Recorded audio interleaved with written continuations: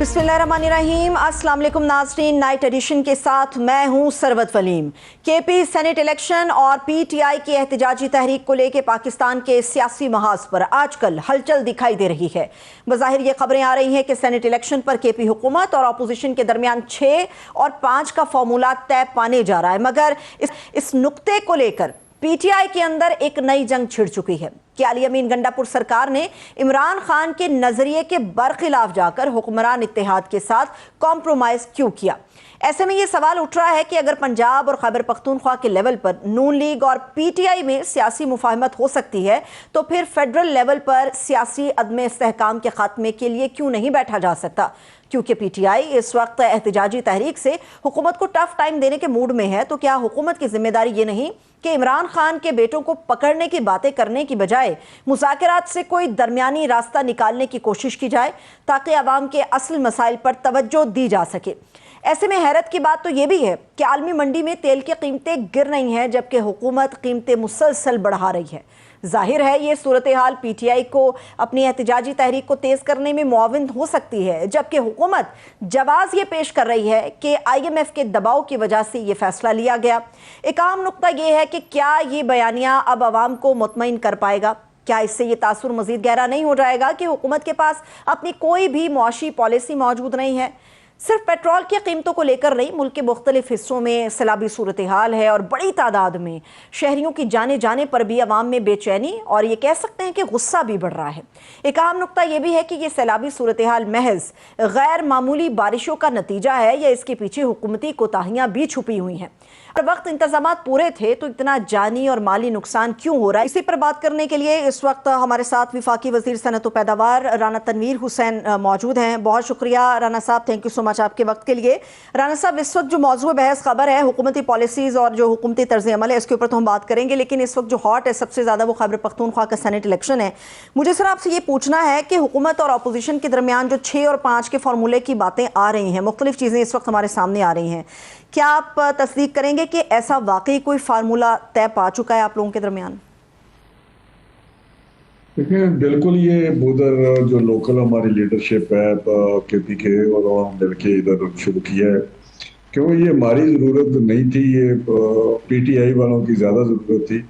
क्योंकि जो horse trading है या जो पैसे चलते हैं सेनेट में, उनको डर था कि कहीं जो ये सीटें हैं बिल्कुल ही ना लूज कर जाए, तो उन्होंने वो सिक्योर करने के लिए अप्रोच किया और वहाँ पर मीटिंग हुई। तो उन्होंने जब एक गिवन नंबर्स हैं कि ये नंबर हैं अपोजिशन के और ये नंबर पीटीआई के हैं, जो इंडिपेंडेंट लोग हैं या जो इस वक्त चलाते तो वो इंडिपेंडेंट ही हैं, तो उनके लिए ये बड़ी मुश्किल बनी हुई थी। आप किस तरह वो मैनेज करते हैं, क्योंकि 2 बंदे तो उनके नहीं विड्रॉ कर रहे जी। तो अब देखते हैं क्या सिचुएशन बनती है, लेकिन उन्होंने किया एक ताकि वो अपनी सीटें सिक्योर कर जाए, क्योंकि वोट तो सीक्रेट बैलेट है, तो उससे जो सेनेट में एक तसर पाया जाता है या इसमें कुछ हकीकत भी है कि काफी पैसे लेके लोग वोट दे देते हैं पार्टी से हट के, जो उनकी पार्टी होती है उससे हट जाते हैं। और क्योंकि वहाँ इंडिपेंडेंट है पीटीआई के, वो ज्यादा आसानी है पे, तो इतना ज्यादा लागू भी नहीं होता कानून।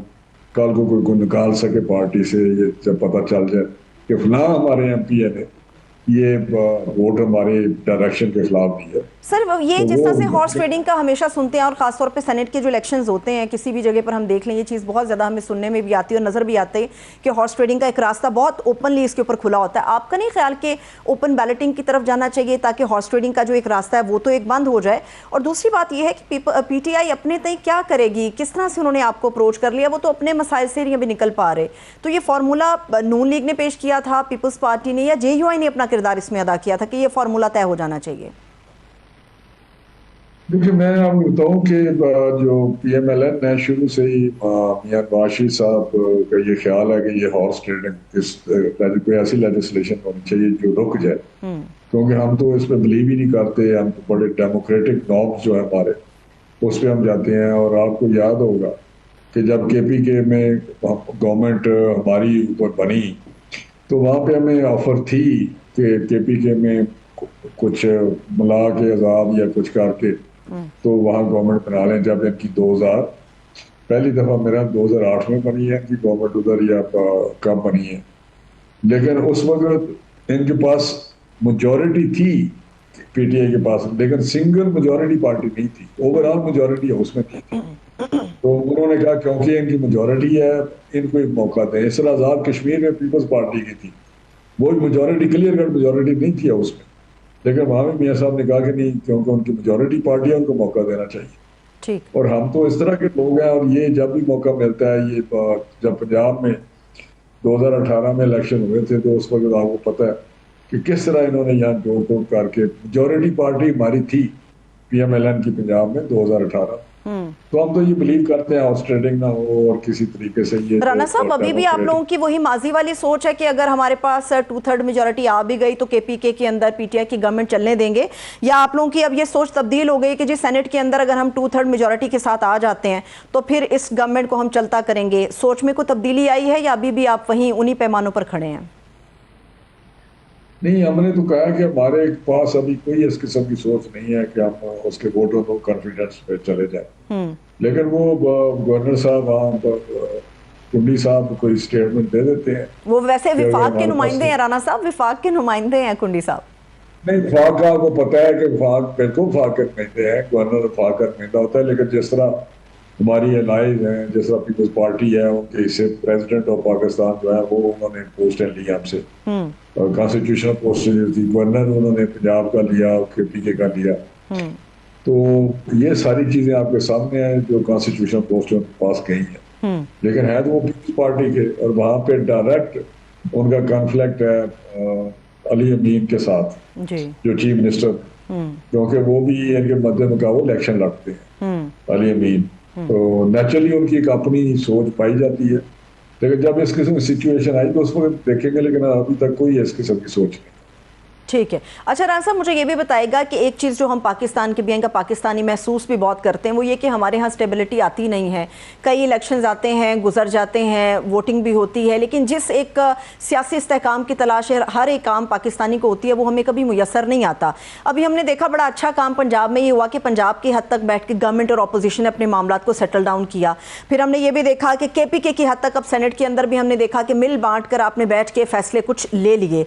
क्या वजह है कि फेडरल या विफाकी सतह के ऊपर कोई भी पीपल्स पार्टी हो या स्पेशली नून लीग हो, वो पीटीआई से बात करने के लिए तैयार नहीं होती विफाक की सतह पर? ऐसा क्यों है? सूबाई सतह पर तो आप लोग बात करते हैं, विफाकी सतह पर क्यों नहीं? This is very unfortunate.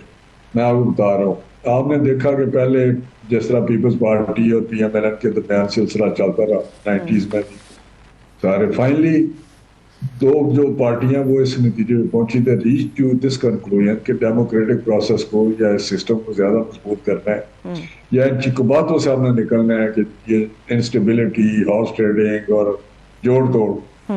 तो फिर एक चार्टर डेमोक्रेसी हुआ, जैसे ये हुआ कि जी हम बिल्कुल डेमोक्रेटिक प्रिंसिपल जो है उस पर चलेंगे, और किसी को जब जीत जाएगा कोई गवर्नमेंट बनाएगा तो उसको इनस्टेबल नहीं करेंगे, स्टेबिलिटी, पॉलिटिकल स्टेबिलिटी रहनी चाहिए, और वो सिलसिला चला। लेकिन फिर आपको पता है कि कुछ ऐसे क्वार्टर्स हैं जिन्होंने एक तीसरी फोर्स को तैयार किया कि उसको ला के बिठा दिया, और उसने यही काम किया कि वो जो इंस्टेबिलिटी है उसकी वजह से चलती रही। जब 2018 का इलेक्शन हुआ, आपको पता है हम उसी सोच के साथ नोइंगली कि ये रिग्ड इलेक्शन था और ये बिठाया गया, सिलेक्ट करके उन्होंने बिठाया एस्टेब्लिशमेंट में, लेकिन उसमें भी हमने जाके पहले दिन, और मौलाना फजल रहमान साहब का ये ख्याल था कि हम असम्बलियों में ओथ ना लें और इसका बाइकाट कर दें और छोड़ दें असम्बलियों को, क्योंकि ये इलेक्शन कोई इलेक्शन नहीं था, ये तो नेकेड किस्म की रिगिंग थी उस वक्त 2018 में। नेकेड रिगिंग तो इलेक्शनों में चलो कुछ ना कुछ की मैनेजमेंट होती है, लोकली भी होती है, दूसरी तरीके से भी, बट नेकेड धांधली के बाद ये उन्होंने कहा, लेकिन हमने कहा नहीं, सिस्टम चलना चाहिए जी। जब हम असेंबली में गए और वहाँ पे शहबाज साहब ने और जरदारी साहब ने, बिलावल साहब ने, सब ने स्पीचेस की, जो नेचुरल सेशन हुआ, तो उन्होंने कहा जी जिस तरह भी आप सेलेक्ट हो गए हैं, बिठा दिए गए, लेकिन we will cooperate with you, आप आगे बढ़ें, चलाएं हुकूमत और लोगों का, मुल्क का प्रोग्रेस करें, और हम आपके साथ ताउन करें। ठीक। लेकिन आगे से जो हुआ वो चोर जो चक्के ये वो पकड़ दकड़ मार ताड़ जो भी वो जड्डा था जहां से भी आता था, हम्म। तो वहां पे हालात खराब हो गए। अब हम उस पे तो हम कहते थे कि माइंड सेट होगा पीटीआई का, स्टिल भैया फाशिस्ट उनका माइंड सेट है। वो जब एहतजाज भी करते हैं तो बड़ा पुरतशद्दुद करते हैं।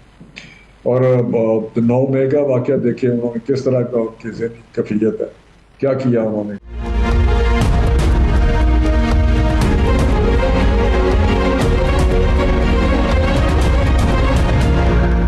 राणा साहब, देकर देखना चाहिए 2018 की जब भी नून लीग के लोगों से, रहनुमाओं से, आप जैसे बड़े सियासी कदावर लोगों से हमारी बात होती है, वो हमेशा ये बताते हैं कि 2018 में किस तरह से मैंडेट चोरी हुआ और इमरान खान साहब की हुकूमत कायम करवा दी गई और हम लोग खामोश रहे, हमने समझदारी का और हिकमत का मुजाहरा किया। तो अभी भी तो सर बड़ी हद तक जो है वो सियासी जमूद है, सिस्टम का पहिया आगे चल ही नहीं रहा। तो आपको नहीं लगता कि एक मरतबा आवाम की आवाज़ को दोबारा से सुन लेना चाहिए? अगर नून लीग को इतना बड़ा वोट बैंक मिला है तो री इलेक्शन की तरफ जाना चाहिए, या एटलीस्ट उन हल्कों में इलेक्शन की तरफ जाना चाहिए जहां पर पीटीआई बार बार आवाज उठा रही है, ताकि दूध का दूध और पानी का पानी हो सके। नहीं, मेरा ख्याल है ये बस वो एक उनका बयानिया उन्होंने बनाया हुआ है, लेकिन ऐसी कोई बात नहीं। मैं समझता हूँ कि सिस्टम चल रहा है, आगे बढ़ रहे हैं, इकोनॉमिक हमारी प्रोग्रेस हो रही है, इकोनॉमी रिवाइव हो रही है, सारी दुनिया में अप्रिसिएशन हो रही है। जितने भी मालियाती बैनुल-अक़वामी मालियाती इदारे हैं, हमारे तमाम इंडिकेटर्स आज देखिए 1,40,000 पे स्टॉक एक्सचेंज पर क्या है, रिजर्व हमारे 20 बिलियन पे पहुंच गए हैं डॉलर, और एक्सपोर्ट हमारी बढ़ गई है, मुख्तलिफ सेक्टर्स में ग्रोथ आ रही है। वो आपकी बात दुरुस्त है, लेकिन राणा साहब एक आम आदमी, मेरे जैसे एक आम शख्स को भी, एक आम पाकिस्तानी को स्टॉक एक्सचेंज से इतना मतलब नहीं है, उसको रिजर्व से इतना मतलब नहीं है, उसको ये मतलब है कि यार मेरी जिंदगी किस तरह से गुजर रही है। तो एक आम आदमी की चीखों पुकार तो सर वैसे ही शायद बढ़ गई है, कम नहीं हुई। नहीं, मैं बताऊं इसमें कोई शक नहीं कि उस तरह ट्रिकल डाउन अभी नहीं हुआ, इंशाल्लाह हो जाएगा। कुछ 6 महीने साल बाद आप देखेंगे कि ये जो प्रोग्रेस है, इसके जो फ्रूट्स हैं वो नीचे तक पहुंचेंगे। लेकिन मैं एक बात और कहना चाहता हूँ, मैं आपसे एग्री कर रहा हूँ कि अभी तक उस तरह रिलीफ लोगों को मिला, लेकिन महंगाई पहले से कम हुई है। कुछ ऐसी वजूहत हैं, जैसे हम IMF के प्रोग्राम में है, इंशाल्लाह ये IMF का प्रोग्राम हमें उम्मीद है कि ये आखिरी प्रोग्राम होगा, इसके बाद हम नहीं लेंगे। लेकिन मैं एक बात बताता हूँ कि मैंने 85 से इतने इलेक्शन लड़े, मैंने तो यही देखा है कि लोगों ने कहा बड़ी महंगाई है। जब बहुत ज्यादा अच्छा दौर था उस वक्त महंगाई है, तो ये भी एक खैर ट्रेंड है, लेकिन मैं उस पर नहीं जाता। लेकिन वो बात मैं आपसे इत्फाक करती हूँ कि इसमें कोई शक नहीं कि लोगों को जो रिलीफ मिलना चाहिए था वो इस वक्त नहीं मिल रहा, चाहे बिजली हो या दूसरे हाउस होल्ड की चीजें भी हो। तो इंशाल्लाह ठीक हो जाएगा। 6 महीने देखो, मुश्किल वक्त आता है। ठीक है। मैंने बहुत सारे इंडिया का, इंदिरा गांधी की मैंने एक दफा स्पीच सुनी, उसने कहा कि आपको कुछ देर सब्र करना होगा। नेशन वाली उसने स्पीच की, नेशन को एड्रेस किया, तो आपको मुश्किल वक्त देखना होगा, मुश्किल दिन, लेकिन ठीक हो जाएगा। और आहिस्ता आहिस्ता वो चीजें ठीक हो जाती हैं। लेकिन हर कौम पे आप इस वक्त थोड़ा सा आपको मुश्किल वक्त आया हुआ है। वो मुश्किल वक्त भी क्यों है? बिकॉज ऑफ वो 18 से जो गवर्नमेंट थी, उसने जो इकोनॉमी तबाह की, जिस तरह हाल किया, जिस तरह करप्शन का चर्चा था, जिस तरह बुजदार था, जिस तरह पंजाब बर्बाद हुआ, जो शहबाज साहब ने इतनी मेहनत से एजुकेशन में, हेल्थ में, इंफ्रास्ट्रक्चर में, ट्रांसपोर्ट में जिस तरह वो रिफॉर्म लाए थे, उसका उन्होंने बेड़ा गर्क कर दिया। तो इस तरह फेडरल लेवल पे हुआ, आपको पता ही है। लेकिन चीजें अब दुरुस्त की तरफ जा रही हैं, डायरेक्शन दे रही है सही, और इंशाल्लाह ठीक हो जाएगा। सर ये तो बड़ा अभी दूर लगता है राणा साहब, क्योंकि पाकिस्तान तहरीक इंसाफ तो फैसला कर चुकी है कि सिस्टम का पहिया तो हम नहीं चलने देंगे। अभी ये सेनेट की तरफ सारी तवज्जो मबजूल है, लेकिन 5 अगस्त भी हमारे सर के ऊपर आन खड़ी हुई है। इमरान खान साहब के साहबजादों के ऊपर भी नून लीग हमें दबाव में नजर आती है। तो 6 महीने में सर फिर क्या होगा? ये तो आप लोग तहरीक से निमटने में लगा देंगे। कुछ भी नहीं होगा मैडम, मैं आपको बता रहा हूँ। ये बिल्कुल ना हम दबाव में है, ना हमें कोई फिक्र है। उसके बच्चे अपनी वालदा के पास हैं। गिरफ्तार तो नहीं करेंगे? नहीं, अगर कोई ऐसा काम जो आईन और कानून के मुताबिक है तो क्यों करेंगे? बिल्कुल नहीं करेंगे। मैं आपको बता रहा हूँ, ये गलत असर दिया जा रहा है, या किसी ने ऐसे लाइटली नहीं, बड़ी ही आम सियासी शख्सियत ने दिया। राना सनाउल्लाह साहब, नून लीग से उनका सर ताल्लुक है, उन्होंने बड़ी ही राणा साहब का कल भी नहीं, राणा साहब का कल मैंने बयान पढ़ा, टीवी पे चल रहा था, उन्होंने कहा जी उनको नहीं गिरफ्तार किया जाएगा। अच्छा, तो ये छोड़े इन बातों को, लेकिन मैं आपको बता रहा हूँ नहीं किया जाएगा। वो आए, जो करना है करें, लेकिन जो पहले इतनी पुरतशद्दद उन्होंने एजिटेशन किया वो क्या कर रहे हैं। अब तो वो 5 अगस्त आ रहा है, मैं देख लूंगा कि क्या क्या। आप तो वो किसी जगह पे भी 5 बंदे भी नहीं इकट्ठे हो सकते। अच्छा, आप देख सख्ती लेंगे करेंगे इंशाल्लाह। सर, गवर्नमेंट सख्ती करेगी? नहीं नहीं नहीं, लोग वैसे ही इनकी सारा कंडक्ट दे, जो इस वक्त एक्सपोज हुई है पीटीआई या उनकी लीडरशिप एक्सपोज हुई है, वो लोग पीछे हटते जा रहे हैं। मैं आपको बता रहा हूँ, आपके पास रिजल्ट आ जाएगा, क्योंकि आप सारे वो देख नहीं रहे तमाशा क्या लगाया हुआ है। एक बयान कुछ देता है, एक बयान दूसरा लीडर कुछ देता है, कोई डायरेक्शन लेस है, और बानी कुछ दे देता है, बानी की बहनें कुछ आकर बता देती हैं बाहर, और अपना अपना सिलसिला चाल रहा है। ये तो किस तरह हो सकता है कि इस तरह के माहौल में कोई पार्टी सरवाइव भी कर सके। मैं तो उसका फ्यूचर भी पार्टी का बड़ा मुझे नहीं नजर आ रहा पीटीआई का। ठीक है। अच्छा राना साहब, ये जो आपने बात की है, इस पे मुझे शाहिद खान अब्बासी साहब की एक स्टेटमेंट याद आ गई है, चाहती हूँ आपके साथ मैं शेयर करूँ, चूँकि वो नून लीग का हिस्सा भी रह चुके हैं, इस मुल्क के साबिक वज़ीर आज़म के तौर पे भी वो रह चुके हैं। उन्होंने मौजूदा नून लीग की हुकूमत के बारे में ये कहा है कि इस हुकूमत को अगर पाकिस्तान की आप सारी सीटें भी दे देंगे तो फिर भी, यानी ये ताहयात भी हुकूमत नाफिज हो जाए, ना ये कुछ कर सके हैं ना ये कुछ कर सकेंगे। ये वो बददिल हैं नून लीग से या कोई और उनकी सोच है? देखिए शायद साहब हमारे दोस्त हैं, भाई हैं, लेकिन मैं समझता हूँ जब आदमी गलत फैसले कर लेता है और गलत डायरेक्शन पे चला जाता है, तो उसको नून मुस्लिम लीग नून ने इतनी इज्जत दी। उससे बड़े सीनियर लोग थे, आप सारे बैठे हुए थे, लेकिन उस पर मियां नवाज शरीफ साहब ने फैसला किया कि वो बनशवास साहब ने कहा कि हमको बनाए। अब अगर उनको नजर आता है कि परफॉर्म नहीं कर रहे, तो मैं हैरान। अब मुझे नहीं समझ आ रही कहाँ परफॉर्मेंस उनको नजर नहीं आ रही। रिस्ट्रक्चरिंग हो रही है, रिफॉर्म्स ला रहे हैं, डाउन साइजिंग हो रही है, बेहतरी की तरफ जा रहे हैं। और इकोनॉमिक इंडिकेटर्स उनके मिफ्ता साहब हैं कि मैं देखता रहता हूँ, स्टेटमेंट सुनता हूँ, लेकिन मैं समझता हूँ कि जब बंदा उस हेल्म ऑफ द अफेयर होता है, जब प्राइम मिनिस्टर थे, उस वक्त भी आपने देखा किस तरह डिजास्टर हुआ था। 10 महीने रहे हैं या 8 महीने रहे हैं। तो मैं समझता हूँ कि इस किस्म की बातें नहीं करनी चाहिए। ठीक। तो अच्छा नहीं लगता बंदा, मतलब जाए एक चीज में रहा है वहां पे, सारी चीजें पता भी हैं।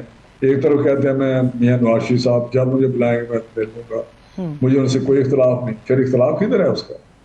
क्या जब इसके वाले साहब हमारे साथ थे, जी। ये हमारे साथ रहा है, इसके मिनिस्टर कई दफा बनाया है, प्राइम मिनिस्टर बन गया, व्हाट एल्स? आप मुझे नहीं समझ आती कि क्या हो गया कि मुझे प्राइम मिनिस्टर दोबारा क्यों नहीं मैं बन सका। ये तो पार्टी का फैसला है, जिसको बनाए जिसको ना बनाए। ये बात आपके सर बिल्कुल दुरुस्त है, लेकिन राना साहब, मोहम्मद जुबैर साहब भी जो साबिक गवर्नर सिंध रहे हैं, मियां नवाज शरीफ साहब के बहुत करीब रहे हैं, उनकी भी सोच यही अक्कासी करती है, तो उनके बारे में भी राना साहब आपके यही तासुरात हैं? बिल्कुल मेरी सेम राय है, बिल्कुल। मैं सुबह मुझे पता है सारा कि मामला क्या है। कोई ना कोई हमें क्यों नहीं कहा किसी जगह पे एडजस्ट किया गया? नहीं भाई, पार्टी का फैसला है, नहीं कोई जगह बनी या नहीं उनका वक्ती तौर पे हो सका, बाद में वो नहीं किया, बाद में हो भी गए। लेकिन अगर आप आउट ऑफ फ्रस्ट्रेशन इस किस्म की बातें करेंगे, तो उस वक्त क्या था? उस वक्त भी छोड़े, मैं इतना मेरा तल्लक है सब लोगों से, मुझे पता है किस तरह सारी चीजें चलती रही हैं, या मुस्लिम में रहकर भी ये क्या करते रहे। ठीक है। अच्छा राना साहब, एक और चीज़ भी बड़ी उठाई जा रही है, ये सोच भी पनप रही है, मैं चाहूँगी कि आप उसके ऊपर भी काइंडली मुझे अगर कुछ ब्रीफ कर सकें। राना साहब, सवाल ये उठ रहा है कि जी मखसूस नशिस्तों का जब फैसला हुआ और उसके बाद एक बंदर बांट हुई सीटों की, हालांकि वो हक पीटीआई का था, पीटीआई का क्लेम है, मैं आपके सामने रखती हूँ। अब जब सेनेट का इलेक्शन होने जा रहा है, कुछ हिस्से में आपके आएगा, कुछ पीपल्स पार्टी के, कुछ जेयूआई के हिस्से में आएगा, तो वहाँ की जो केपी की आवाम है, उसके लोगों को आप कैसे यकीन दिलाएंगे कि जो भी आप लोग अब काम करेंगे अपने सेनेटर्स को मुंतखब कराने के बाद, तो वो केपी की आवाम के मफादात को मद्देनजर रखते हुए होगा? नहीं, मियां साहब ने वहाँ बड़ी डेवलपमेंट की है, बहुत ज्यादा की है। मैं समझता हूँ कि वो मियां साहब के साथ बहुत ज्यादा उन्होंने एक तलक, सियासी तलक बनाया हुआ है। अवाम ने भी सब, जब भी चाहे वो फाटा हो, चाहे वो मनसहरा की साइड हो, चाहे वो सिटी हो, इन्होंने इन सालों में तीसरी दफा वहाँ पे की हुकूमत है, वहाँ पे जितनी करप्शन हुई है, जिस तरह आज भी सर्वे आया है उसमें उन्होंने कहा डेवलपमेंट तो इन्होंने शुरू ही नहीं की इतने सालों में। एक मेट्रो ट्रेन शुरू की, वो भी आपको पता है आपका आज तक मुकम्मल नहीं कर सके। 30 अरब से शुरू करके कोई 100-150 अरब पे पहुंच गई है। ये कभी अनप्रेसिडेंटेड है। और अगर इंक्वायरी होती है तो वहां पे स्टे ले लेते हैं सुप्रीम कोर्ट से जाके, इंक्वायरी ना हो। तो कहने का मकसद है कि ये बातें बिल्कुल नामुनासिब है कि जी ऐसी सोच रखना।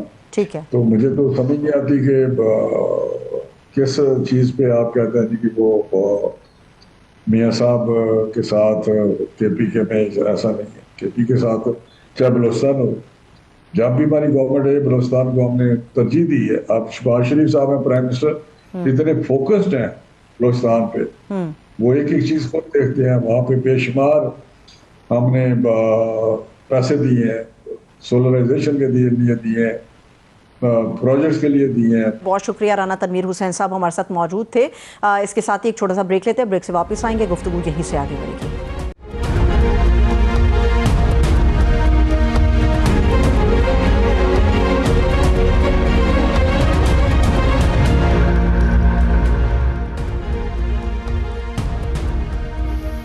ब्रेक के बाद एक मरतबा फिर से खुशामदीद कहेंगे।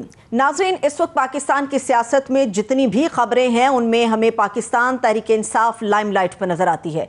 पीटीआई से मुताल्लिक हर तरफ आपको खबर और हर तरफ आपको एक तबसरा नजर आता है। लेकिन बदकिस्मती की बात यह है कि पीटीआई से मुताल्लिक आने वाली जितनी भी खबरें हैं उनमें इख्तलाफात सबसे ऊपर आपको नजर आते हैं।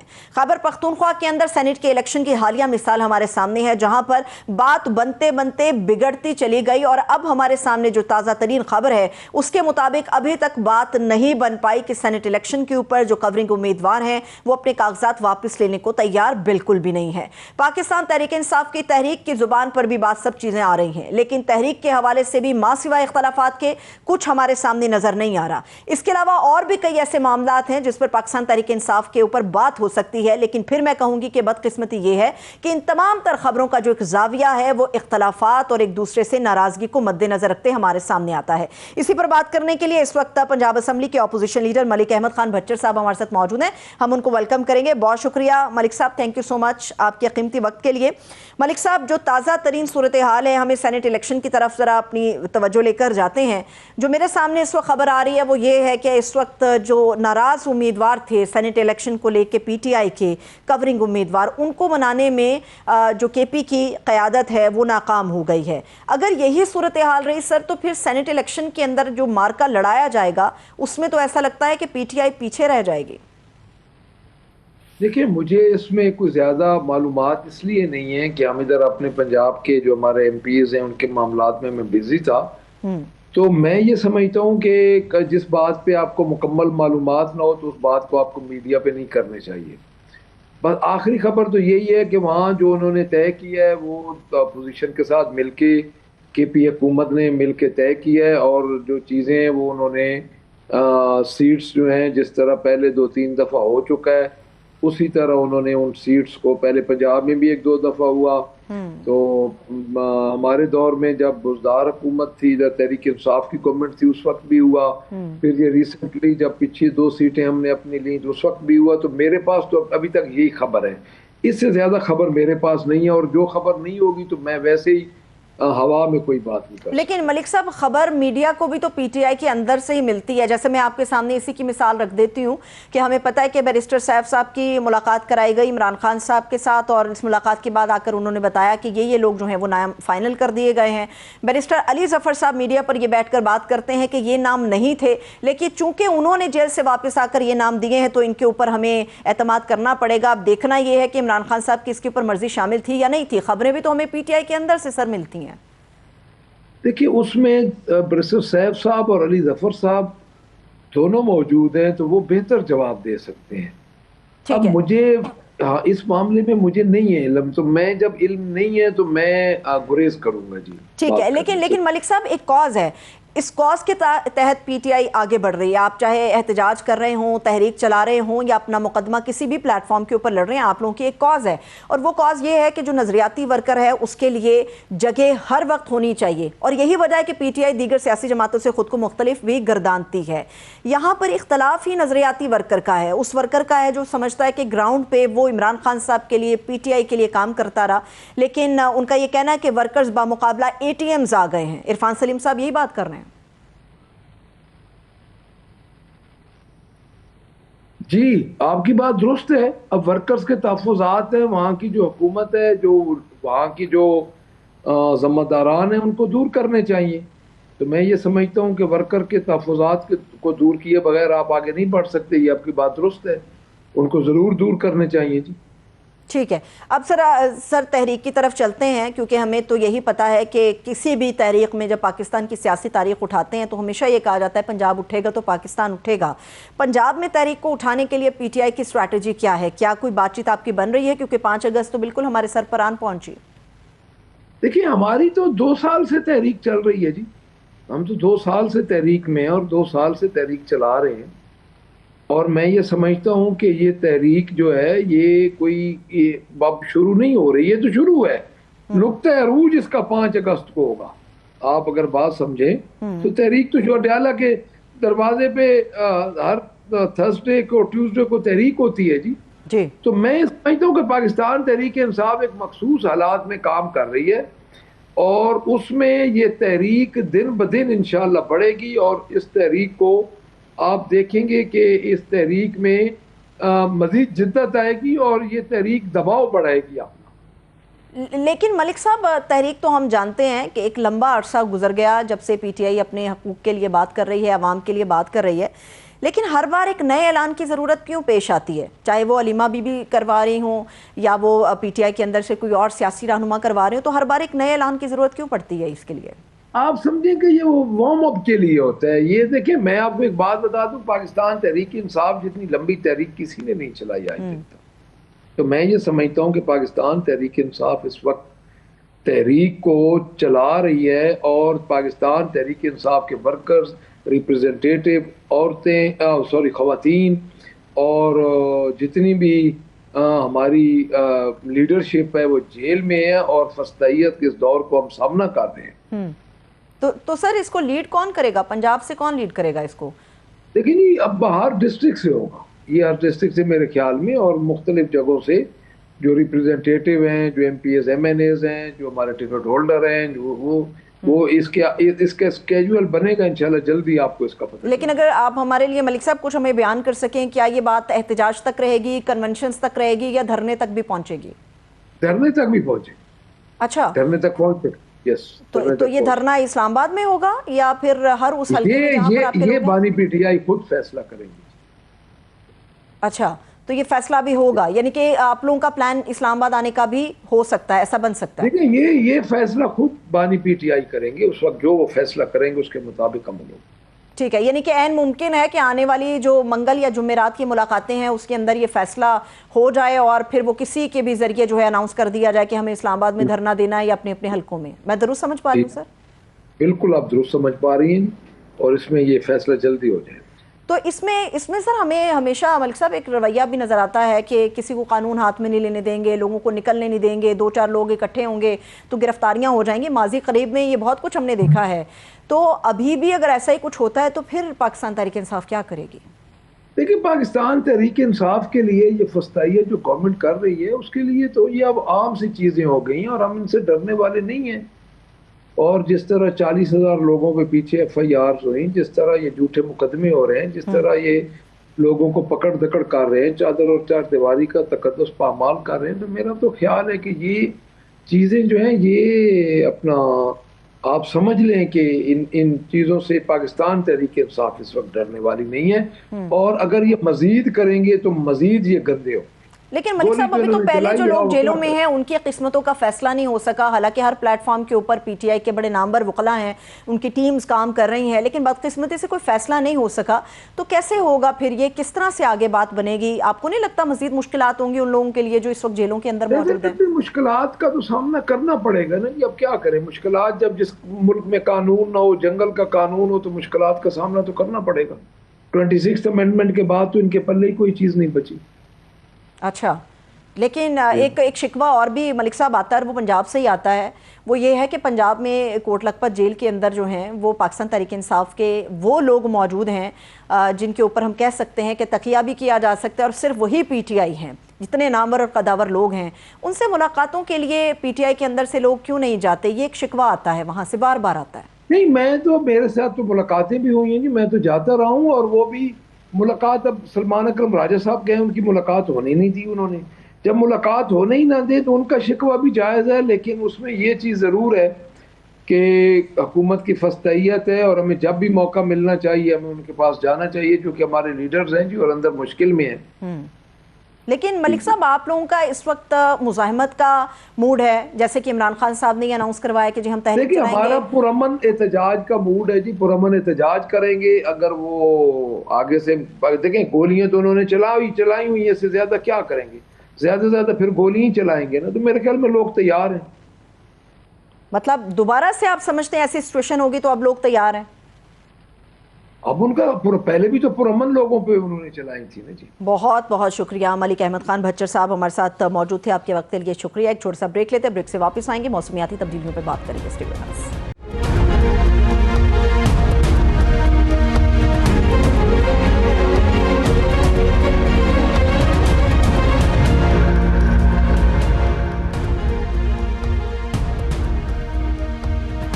ब्रेक के बाद एक मरतबा फिर से खुश आमदेद कहेंगे। नाजरीन, पंजाब समेत मुल्क भर में शदीद मानसून बारिशों की वजह से सैलाब की तबाहकारियां जारी हैं। रूटीन से 82% से जायद मानसून की इन बारिशों ने पहले खैबर पख्तूनख्वा और अब पंजाब हुकूमत को भी इम्तिहान में डाल दिया है। नेशनल डिजास्टर मैनेजमेंट अथॉरिटी यानी NDMA के मुताबिक 26 जून से शुरू होने वाले मानसून बारिशों से अब तक मुल्क में 175 से जायद अफराद अपनी जान गंवा बैठे हैं, जबकि लगभग 500 के करीब अफराद के बारे में बताया जा रहा है कि वो शदीद जख्मी हैं, जिनमें खवातीन भी शामिल हैं, बच्चे भी शामिल हैं। अगर पंजाब की हद तक हम सिर्फ बात करते हैं तो 100 से जायद अफराद अपनी जानें खो चुके हैं, जबकि पिछले 24 घंटों में 50 से जायद अफराद मजीद जहां बहक होने के हवाले से भी खबरें हमारे सामने आ रही हैं। बारिशों की वजह से जहां लाहौर में हादसा सामने आए हैं, वहीं पर रावलपिंडी, जहलम और चकवाल के अंदर गैर मामूली बारिशें हो चुकी हैं।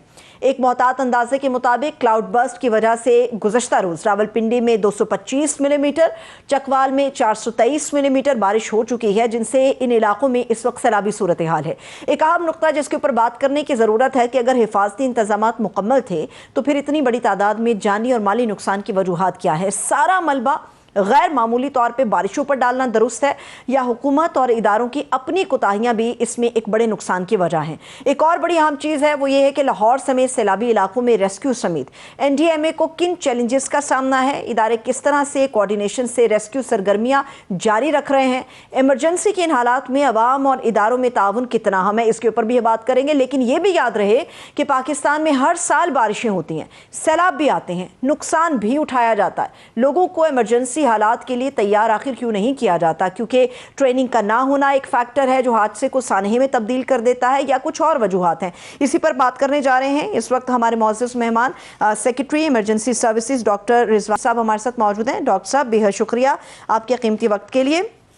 डॉक्टर साहब, पहले तो मुझे ये बताइएगा कि हमें सबको पता है कि हर साल ऐसी सूरत हाल बन जाती है, बारिशें होती हैं और बहुत बड़ा एक नुकसान भी हम मुख्तलिफ हिस्सों में पाकिस्तान में बर्दाश्त भी करते हैं। जो हालिया सैलाब है, अगर हम सिर्फ मौजूदा सूरत हाल की बात करें तो क्या इससे पहले कोई वार्निंग सिस्टम नहीं है हमारे पास जिसको फाल किया जा सके और अलर्ट जारी किए जा सके? जी, पहले तो मैं ये कहूँगा कि आई थिंक एक बहुत बड़ा चेंज और तब्दीली है जो कि विच हैज टेकन प्लेस। अगर हम देखें 2005 का ज़ल्ज़ला, टोटल बेबसी थी, बाहर से टीमें आ रही थी और पाकिस्तान के पास कोई निज़ाम नहीं था। आज अल्लाह का शुक्र है कि सर्च एंड रेस्क्यू में अगर देखें तो पूरे जनूबी एशिया में आज UN यूनाइटेड नेशन से सर्टिफाइड हमारे पास पहली रेस्क्यू टीम है। तो आज हमने अपनी रिस्पॉन्स की कैपेसिटी को बहुत हद तक जो है वो बेहतर कर लिया। तो ये तो एक बहुत बड़ा चेंज है जिसकी वजह से आज हर जिले सतह में पंजाब में और तहसील की सतह पे भी हमारी टीमें मौजूद हैं, और आज इमरजेंसी सर्विसेज अकेडमी जो हमारी लाहौर में है वो सारे सूबों को भी ट्रेन कर रही है। अब यह है कि सूबों ने अपना अपना निजाम बनाना है ताकि वो इफेक्टिवली ऐसी इमरजेंसी को रिस्पॉन्ड करें। तो जहां पे पहले वार्निंग आती है, अभी जो हम अगर ये फ्लडिंग का कॉन्सेप्ट को देखें तो ये 3 लेवल पे है। एक है पहले जहां पे अर्बन फ्लडिंग है जो कि शहरों के अंदर होती है, जो क्लाइमेट चेंज का फिनोमेना है आपने देखा अभी new Jersey, United states of America और कई जगहों के ऊपर इस वक्त क्लाइमेट चेंज की वजह से एक बहुत बड़ा चैलेंज है जो कि इस वक्त जारी है। तो आप जितनी भी इमरजेंसी बना ले, आज अल्लाह का शुक्र है कि पाकिस्तान में निजाम बना है जिसने 1,70,00,000 लोगों को इस वक्त तक रेस्क्यू किया 8 मिनट रिस्पॉन्स टाइम के साथ। इसी तरह चाहे फ्लड हो, आपका पूरा सतलुज का देखिए जहां से कसूर में वंटर हुआ और उसके बाद जो पूरा जो है वो आगे तक गया पंजनत तक, उसको पूरा डे एंड नाइट ऑपरेशन में अल्लाह का शुक्र है उस पर कोई बात नहीं। तो आज ये तैयारी की बदौलत ये हुआ है कि अगर आप अभी वाला भी पूरा देखें जो हमारी तकरीबन पंजाब में कोई 118 की करीब डेथ्स है, उसमें से सिर्फ 19 है जो कि ड्राउनिंग की है, और वो भी सैलाब में ड्राउनिंग नहीं है। 2-3 बच्चे को इस तरह से हुए, एक लास्ट अभी हुआ है समाव रिवर के अंदर जो हुआ है, और ये जो अभी आया अनप्रेसिडेंटेड है कि चकवाल में जो है वो यहाँ पे हुआ, फिर बारिशें जो हुई यहाँ पे भी इतनी ज्यादा वहाँ बारिश हुई और उसके बाद रावलपिंडी पे भी हुई, जिसकी वजह से जो नीचे जेलम का इलाका है वहाँ पे नाला बुरहान जो कि पहले नहीं कहीं पे भी एक्टिव होता था, वहाँ पे इतना पानी आया है कि फिर 2 बिल्डर में जो है बाकायदा हमारा रेस्क्यू ऑपरेशन हुआ जहाँ पे हमने 128 लोगों को वहां से रेस्क्यू करके जिंदा वहां से निकाल लिया। जो 1 या 2 बात हुई, एक पुलिस वाले थे वो भी जा रहे थे तो वहां पे वो जो उनका ट्रैक्टर टर्नओवर हुआ उनकी भी हमने बॉडी को क्लास कर लिया हुआ है। सो 2 के करीब ड्राउनिंग हुई। तो इस वक्त हमारा सबसे बड़ा प्रॉब्लम चल रहा है और मैं आपके यहाँ से जरूर लोगों से रिक्वेस्ट करना चाहूंगा, इस वक्त तक 300 आज यानी 25-26 से जब से ये शुरू हुआ है तो 360 से ज्यादा जो हमारी छतें गिरने के और ये घर गिरने के वाकयात हो चुके हैं, और ये ज्यादातर जितनी आप आवाज देख रही है सारी की सारी उनकी है। सो आज प्रिपेयर्डनेस की वजह से ये बहुत हो गया कि पहले से अब पता चल जाता है, वार्निंग इशू हो जाती है। हमारी हर लेवल पे कम्युनिटी इमरजेंसी रिस्पांस टीम्स हैं जो कि मस्जिदों में जाके ऐलानात भी करा रही हैं। मेड डिपार्टमेंट एनडीएमए पीडीएमए हमें सारा वो दे देता है पहले से कि जी यहाँ पे है, और साथ ही हमें जिस वक्त डॉक्टर साहब मैं आपकी बात से इत्तेफाक करती हूँ, आप लोग एक मुनज़्ज़म तरीके से इस पूरे मामले को हैंडल करने की कोशिश कर रहे हैं, लेकिन लोगों की एक आगाही के लिए जो एक चीज़ होनी चाहिए वो बदकिस्मती के साथ हमें नज़र नहीं आती। जैसे मैं आपके साथ अगर शेयर करूँ, हम अपने किसानों के लिए बहुत सारी कैंपेन्स देखते रहे हैं अपने बचपन में, हम बहुत सारे ऐसे मामलों को देखते रहे हैं जब मस्जिदों में पहले से ऐलान कर दिए जाते थे, लोगों को आगाही देने के लिए डोर टू डोर कैंपेन्स हुआ करती थी कि ये काम ख़राब हो सकता है, इसको दुरुस्त करने के लिए ये कर लीजिए।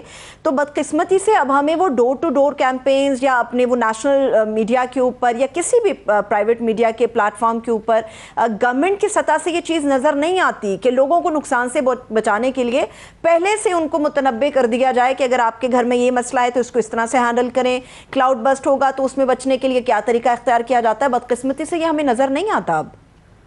अब जो असल चैलेंज है ना वो देखिए, ये मॉनसून और बारिशें हर साल आते हैं, ये हर साल एक सीजन है जिसने आना है। अब अगर आपने इसके लिए प्लानिंग नहीं की, जो सबसे बड़ा प्रॉब्लम आता है ये जो हिल टॉरेंट्स है, अर्बन फ्लडिंग है, हमने क्या कर रहे हैं, कूड़ा सारा लोगों का इकट्ठा करके उसके बाद ड्रेनों में फेंक देते हैं और उसके बाद वहां पे पानी जो है वो खड़ा हो जाता है, जिसकी वजह से सड़कें भी टूटती हैं और नुकसान भी होता है। तो एक तो पहले हमें थोड़ा सा अपना रवैया भी बदलना है। दूसरा जो है, हम देखते हैं कि आप जिस वक्त पानी खड़ा है 2-3 घंटे इंतजार कर लें, अगर बहुत ज्यादा बारिश हुई है तो उसमें पानी ने थोड़ा सा निकलने में अपना टाइम लेना है, और ऑलरेडी जब आपने ड्रेन ब्लॉक की हुई है उस वक्त लोग उसी में चले जाते हैं, फिर हम उनको जाके रेस्क्यू कर रहे होते हैं। तो ये एक बहुत बड़ा चैलेंज है। इसी तरह एनडीएमए जो काम कर रहा है वो ये है कि क्रॉप्स और इनके ऊपर वो प्रेडिक्शन मॉडल्स के ऊपर वो देख रहे हैं कि अगर वो पूरी की पूरी जो आगे पहले बता सके, और इसी तरह जो क्लाइमेट चेंज की वजह से सारे फिनोमेना है वो उस पर भी और भी इदारे, मेट भी हमारा डिपार्टमेंट काम कर रहा है, कई और कर रहे हैं, वो ऑब्वियसली इसके ऊपर आपको ज्यादा डिटेल जो है वो दे सकेंगे। लेकिन इस वक्त जो हमारा main operation in terms of तैयारी, अगर आप जल्दले में देखें और उसके बाद आज आप देखिए जहां पे हम खड़े हैं, आज पूरा एक इमरजेंसी सर्विसेज का मजबूत निजाम, इंटीग्रेटेड इमरजेंसी सर्विसेज मॉडल है पूरे जनूबी एशिया के लिए।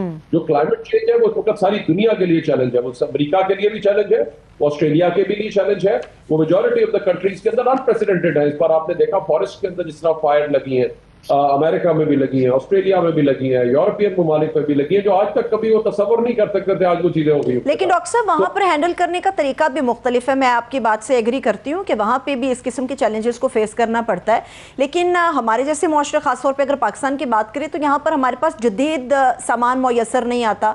जैसे बूट्स होते हैं, जैकेट्स होती हैं, लोगों के लिए आप दूसरे काम करते हैं, वहाँ पर ये चीज़ें फौरी तौर पर अवेलेबल होती हैं, लेकिन हमारे यहाँ बदकिस्मती से ऐसा होता नहीं है। देखिए, मैं तो फैक्ट्स के बेसिस पे बात कर रहा हूँ ना। अगर आपका ये ना होता तो पता नहीं कितने सारे लोग डूब गए होते।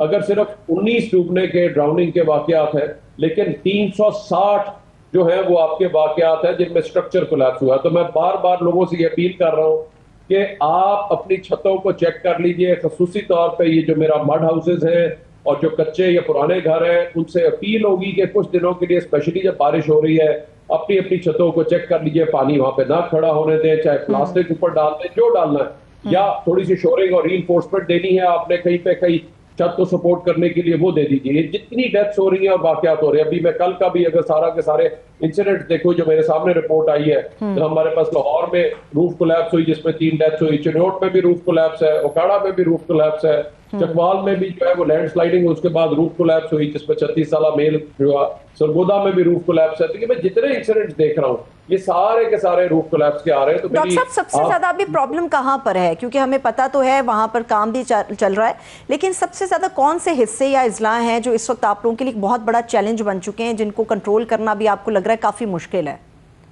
ये 3 लेवल पे जो है वो चलेगा। जो बेसिकली इस वक्त है वो अर्बन फ्लडिंग है, जहाँ पे शहरों में एकदम जब बारिश हो जाती है, बहुत हैवी रेन्स होती है, तो उसको कुछ लगते हैं निकलते हुए। तो लोगों से अपील होगी कि उस एरिया में उस वक्त थोड़ी देर के लिए ना जाए, और अगर आपने रास्ता लेना है तो लंबा रास्ता लें जहाँ पे आप पानी में से ना गुजरे, क्योंकि अगर कोई गटर खोला हुआ है उन्होंने ताकि जल्दी पानी निकल जाए तो उसमें आप ना फंसे। दूसरा, आप खंभों से दूर रहे, क्योंकि हमारे इलेक्ट्रिक्यूशन के जो वाकयात हैं वो कोई 23 वाकयात हुए हैं जो कि इस तरह के। बाकी लोग अगर अपनी अपनी छतों को चेक कर लेंगे, एहतियाती तदाबीर ले लेंगे, इस किस्म की इलेक्ट्रिक वायर से दूर रहेंगे, और खसूसी तौर पे जब बारिश हो रही है या सड़क की स्लिपरी है, उसमें कोई हमारे 62 के करीब वाकयात हुए जिसमें ट्रैफिक हादसा हुए, तो वहां पे एहतियाती तदाबीर अगर ये अपना लेंगे तो मैं समझता हूँ कि ये बहुत सारी इमरजेंसी से बचा जा सकता है। और यही हदायत सारी दुनिया में है, लोग भी जानते हैं, लेकिन उसके बावजूद अगर अपनी जानों को हलाकतों में डालना है तो फिर तो जो ऐसी सूरत हाल में, तो मैं समझता हूँ एक बहुत बड़ा चेंज है। रेस्क्यूअर्स दिन रात काम कर रहे हैं, मुश्किल से मुश्किल तरीन इलाकों से उन्होंने जाकर निकाला है। Thank you so much doctor Rizwan Nasir sahab हमारे साथ मौजूद थे। आपके वक्त के लिए बेहद शुक्रिया। इजाज़त दीजिए, अपना बहुत सा ख्याल रखिए। खुदा हाफिज़।